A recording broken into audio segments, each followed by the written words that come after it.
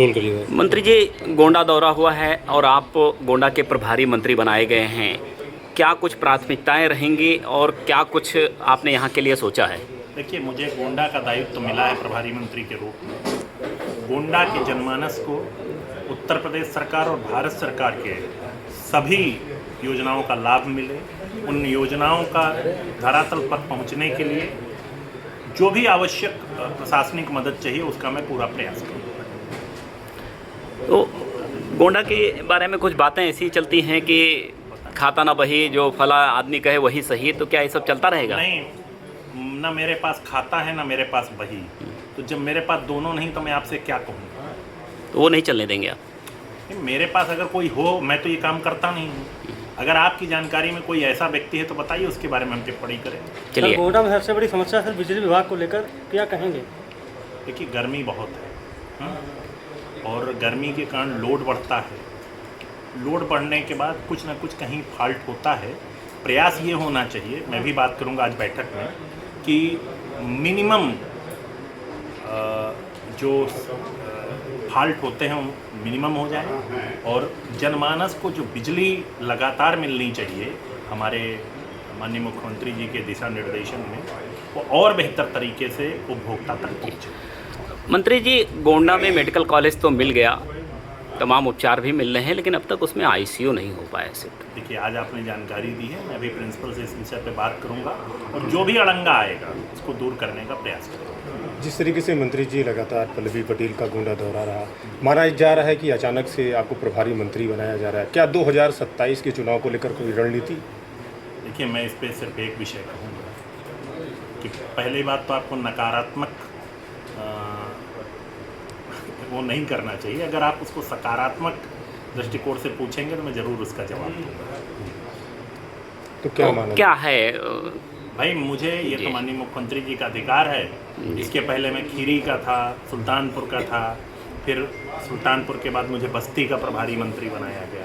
बस्ती में भी चैलेंजेस थे। अब मैं गोंडा का प्रभारी मंत्री बना हूँ तो अपने सारे जनप्रतिनिधियों के साथ मिल करके गोंडा को एक विकास की नई दृष्टि दिखाने का काम मेरे द्वारा प्रभारी मंत्री के रूप में किया जाए। मंत्री जी, युवाओं में एक बहुत रोष है, खासकर पेपर लीक के मामले को लेकर। हालांकि बहुत हद तक कोशिश की गई है सरकार के द्वारा उसको पूर्ति करने के लिए, लेकिन क्या कहना चाहेंगे आप इस पूरे मामले में? ये जो आप बार बार पेपर लीक की बात करते हैं, निश्चित तौर पे हर जनप्रतिनिधि की संवेदनाएं हमारे बच्चों के साथ है और हमारी सरकार ने जैसी ही जानकारी मिली है भारत सरकार के द्वारा कड़ी कार्रवाई करते हुए कुछ अधिकारियों को हटाया भी गया है और इसमें और भी जो लोग दोषी होंगे उनको कड़ी कार्रवाई की जाएगी उनके विरुद्ध। ये हमारा प्रधानमंत्री जी का विज़न है, निर्देश है और मैं आपको आश्वस्त करता हूँ कि जो हमारे युवा भाई हैं उनकी मेहनत किसी भी कीमत में बर्बाद नहीं होने जाएगी। ये हमारी सरकार का संकल्प है। कांग्रेस जनता पार्टी के बारे में क्या कहेंगे, जो नीट और जो परीक्षाएं लीक हुई उसके बारे में? अब कांग्रेस जनता पार्टी कहीं कोई बूथ स्तर का संगठन हो, कहीं पर उनका विधानसभा स्तर का संगठन हो, कहीं पर कोई और संगठन है, तब तो उस पर बात की जाए। आप कहाँ 6 तारीख को प्रदर्शन करने वाले हैं, खासकर वो भी आ भी रहे हैं जिसके। देखिए, अभी तक तो मैंने नहीं सुना है, चूँकि ये सोशल मीडिया की पार्टी है और आप सब लोग सोशल मीडिया पे अपने चैनल्स का उपयोग करते हैं, तो ये तो आपके लिए ज़्यादा वो है कि आपको कुछ और मसाला। अच्छा मंत्री जी, सीरियस नहीं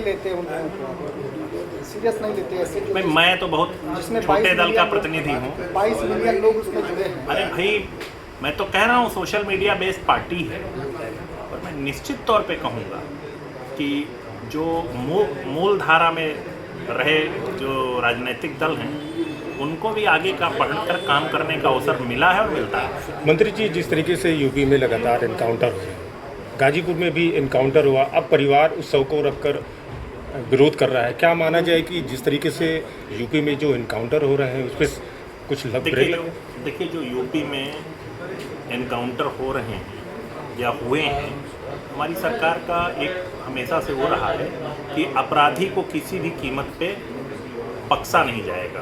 और रही बात गाजीपुर की, तो अभी मुझे इस प्रकरण की पूरी जानकारी नहीं, एक बार मैं जानकारी ले लूँ तो आपको बता दूँ। मंत्री जी, जिस तरीके से गाय को लेकर मुस्लिम समुदाय के लोग कह रहे हैं कि इसको राष्ट्र पशु घोषित किया जाए, तो क्या गाय लगता है? हमारी माता है, बस इतना ही कहूँगा। तो गाय को राष्ट्रीय गाय माता मैं फिर कह रहा हूँ, गाय हमारी माता है।